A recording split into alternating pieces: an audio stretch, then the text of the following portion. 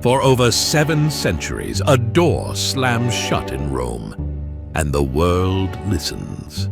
Within those walls, beneath Michelangelo's vision of final judgment, cardinals cloaked in crimson take an oath of silence. Out there, a whisper is expected. They say it's the Holy Spirit who breathes the name. But history knows better. Kings, empires, and silent lobbies have all tried to shape that breath. The death of a pope does not leave a vacancy. It leaves a vulnerability. The white cassock becomes the most desired garment on earth. And while the faithful gather in prayer, forces far from sacred begin to move. There was a time when a conclave dragged on for 3 entire years. The cardinals were locked in, the roof removed, meals reduced to bread and water, until heaven or hunger made the choice. Silver hammers, broken rings, seals pressed into wax. Each act is both tradition and warning. Because in that Sistine silence, votes are not just preferences, they are weapons. And today, the College of Cardinals gathers from every corner, from the Amazon's canopy to Kigali's shadows. But the question remains, who truly holds the keys? Is it faith or finesse? The spirit or the strategy? Step with us through the gate of the Valley of Redemption. Discover how each conclave shakes the very ground beneath eternity. And why, before the smoke turns white, every soul is weighed behind stone. There was no pope, no voice of command, and for 1,000 days, no decision. In the year 1268, following the death of Clement IV, the cardinals were summoned to elect a new successor to the throne of Peter. What should have been a sacred duty turned into a battlefield of ambition. Kings whispered their will from afar. Noble families traded favors like currency, and behind robes sewn with humility, each cardinal concealed a weight heavier than gold, the desire to reign without the crown. The apostolic see stood vacant, but what was absent was not only a pontiff, it was divine direction. The city of Viterbo, chosen to host the election, soon became something else entirely. Not a stage, a cage. Months passed, then a year, then another. Markets collapsed. Pilgrims left disillusioned. Hope was postponed. Again and again. Eventually, the people of Viterbo took matters into their own hands. No swords were drawn, only locks. The palace doors were sealed from the outside. Windows watched. No one entered. No one left. Conclaves, with a key. And thus, between damp walls and murmured prayers, a word was born. Conclave. But even within confinement, resistance held firm. So the city turned the screw. Food dwindled to bread and water. Still nothing.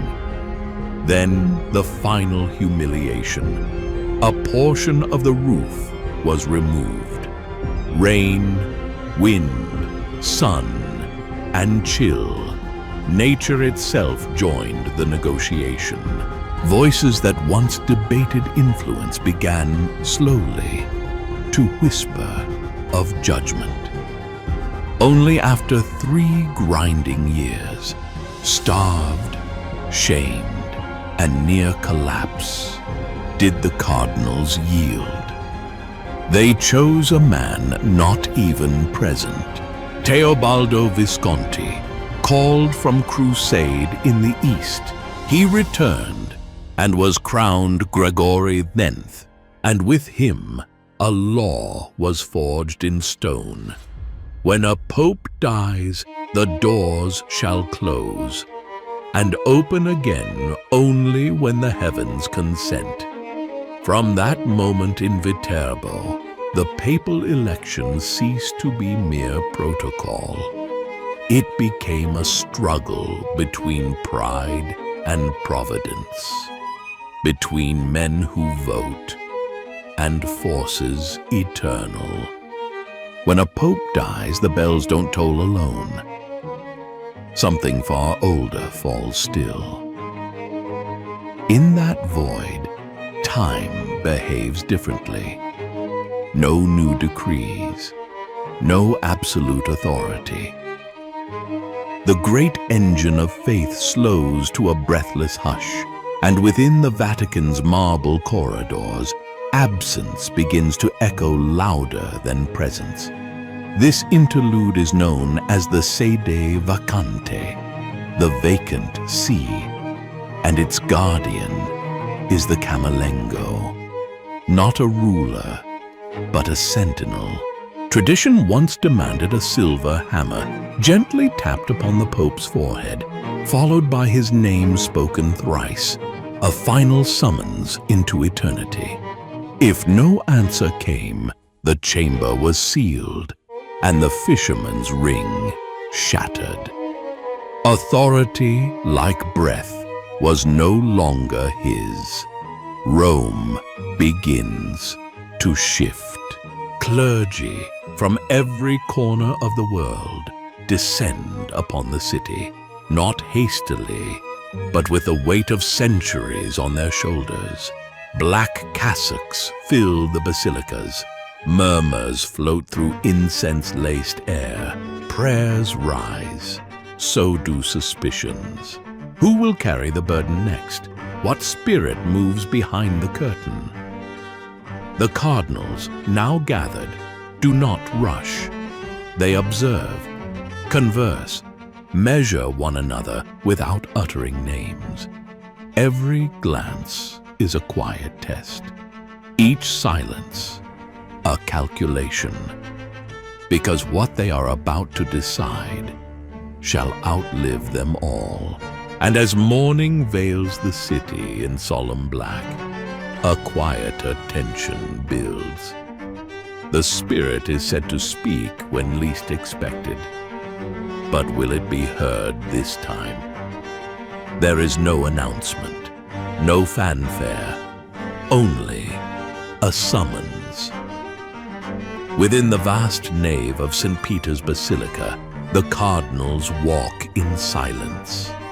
Their robes trail across centuries of stone, each step a quiet declaration. They are not merely entering a chamber, they are crossing a line into something irreversible. The Missa pro eligendo Romano Pontifice signals the end of waiting. Every word in that liturgy hangs heavy. Every glance exchanged might conceal a vow or a warning. Then, in solemn procession, they make their way to the Sistine Chapel. No hymns are sung, no music swells, only footsteps and the hush of breath. Inside, the world is left behind. The command echoes, extra omnes. All others leave. Photographers vanish. Aides withdraw. The great doors groan shut. And with that sound, the secret begins. The Cardinals are cut off. No phones, no broadcasts, no open windows. The Sistine becomes a cloistered vault. Its silence enforced not only by law, but by dread. A pact is made, unspoken but absolute. No voices beyond these walls, only prayer, deliberation, and remembrance. Before the altar, beneath Michelangelo's terrible vision of the Last Judgment, each cardinal places a hand upon the Gospels. There are no speeches, no arguments, just a vow to choose with righteous intent the one to lead the flock. This is no relic of ceremony. It is a living rite, because in that space, surrounded by centuries of fresco and faith, a leader is not selected. A voice is heard. And outside, the world holds its breath. For the smoke that rises from that chimney does more than mark a decision. It reshapes history. The silence inside is not mere quiet. It is a burden. Each cardinal now stands before more than paper and protocol. He stands before eternity.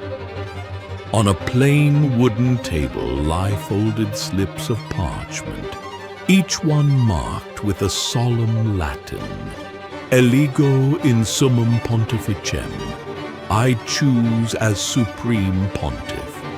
There is no haste, no whisper, only hands that hesitate, and eyes lifted not to each other, but heavenward. One by one, they step forward. Some pause before the altar, where saints and sinners gaze down from Michelangelo's fresco, blades drawn and trumpets raised. Then, barely audible, a murmur escapes. I call Christ the Lord as witness. May he judge me. The ballot is placed, not thrown, but laid, as if it might break. A tiny gesture, yet it carries 2,000 years of weight. Once the final vote is cast, the ritual changes. 3 scrutineers, chosen by lot, take up the task. Each slip is opened, read aloud, then pierced with a needle and strung like sacred beads. A rosary of reckoning. 3 others check the count. No errors, no shadows. If one name reaches the required 2/3, then, in that vaulted chapel, a new era begins. If not, fire. The ballots are fed to flame. The smoke rises. And outside, in the square below, the world watches sky. A color, a plume, and millions wait for history's next breath. Hours pass. No announcement. Just black smoke rising over Rome, as if the church itself were whispering, "Not yet." And then it changes. A plume bursts from the Sistine chimney, white, dense, undeniable. A breath of lime carried across centuries, declaring what no voice has yet dared say. The choice is made. The bells of St. Peter's erupt in response, ancient, triumphant. Each toll echoes like a herald from another age. Below, the crowd stirs. Some weep, others shout. All wait. The windows remain shut.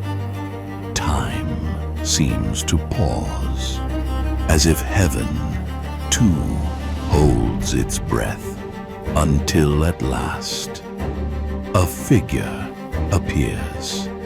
The proto-deacon. He steps forward, lifts his gaze, and speaks in Latin. Annuntio vobis gaudium magnum, habemus papam. A great joy I announce to you all. We have a pope. The square erupts. Cameras shake. Knees bend.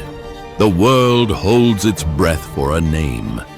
Not merely a man's, but a message to the ages. John, Benedict, Francis. Each name chosen is a signal of legacy, of mission, of how the Church will walk the road ahead. Moments later, the new pontiff steps into view. He does not speak, not yet. He watches, he smiles, and then from the central balcony raises a hand and offers his first blessing, Urbi et Orbi, to the city and to the world. It is not simply ritual, it is declaration. A new cycle begins, not just for the Church, but for the souls who cling to its light. Yet what follows the white smoke? What unfolds beyond the cheers and headlines? That we shall tell you next. He has yet to speak, but already the world listens.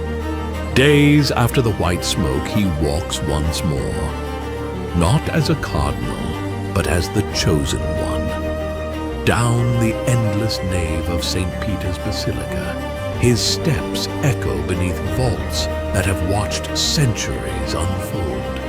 Each stride is more than movement. It is inheritance. At the high altar, there is no crown, no golden scepter, only a strip of cloth, the pallium, modest but immense in meaning. It is not for display, it is for burden. Woven with quiet authority, it rests upon his shoulders as the sign. The flock is now yours to carry. Then comes the ring of the fisherman. Not an ornament, but a seal. A relic of power that will one day be destroyed, shattered at his death, so his voice may never outlive his breath. No pageantry, no loud acclaim, only stillness and expectation. For this man now bears more than a title. He carries a legacy of fire and fragility, the weight of Peter and the wounds of the world. In the unseen war, between light and shadow, throne and altar, grandeur and surrender, he stands as guardian, and each generation watches, silently asking the same question. Will he be enough? Behind the music, beneath the vestments, beyond the banners, a vow is spoken not with words, but with presence. The Church shall endure, even if all else crumbles. But for how long? Not every pontiff wore the tiara as ornament. Some bore it as burden. Pius VII was dragged across borders by the iron will of Napoleon. No army, no throne, no freedom. Yet his faith, unbroken, became the thread that held the Church together, like a lantern kept alight amidst the storm. Pius XII faced Hitler with deliberate stillness and tense diplomacy. His silence was not surrender, it was strategy. Beneath altars and behind cloisters, his hand moved unseen, sheltering thousands from the jaws of death. John Paul II confronted communism not with force, but with fire in his voice. He walked through fallen walls, survived a bullet, kissed the soil of nations crumbling in despair, and gave the papacy a traveling face. Then came Benedict XVI, who stunned the world not by clinging to power, but by letting it go. He chose resignation over reign, a decision born not of weakness, but clarity. For the first time in centuries, two popes dwelled within the Vatican walls, one praying, the other bearing the crown. And now Francis, the first Jesuit, the first from the global south. His name, chosen from Assisi, carries winds of simplicity and reform, a reminder that humility too can thunder. Each of them answered history's call in their own way, some with silence, others with defiance, but all under the same ancient weight, to guard the faith of millions, even as the world trembles. 7 centuries have passed, and still the keys continue to turn. To the public eye, there are only ceremonies, votes, incense. But behind the veil of smoke lies something far more complex, a silent duel between heaven's whisper and earth's ambition, between men who kneel and men who negotiate. In this special, we've stepped through doors few dare to open. We have spoken of what is written and what is only ever whispered between the shadows of columns and the silence of confessionals. We uncovered the weight of a throne not passed by blood, but claimed at the risk of eternity. Now you know, the history of papal elections is not simply a tale of ballots. It is a chronicle of quiet wars, unspoken pacts, and unlikely miracles. For there, beneath the vaulted ceiling of the Sistine Chapel, as the eyes of the Last Judgment bear down upon each soul, the entire church leans in toward a single moment, the next plume of smoke. And when it rises, what will it proclaim? A sky of promise, or the shadow of reckoning? That question endures, and in it, so does the faith.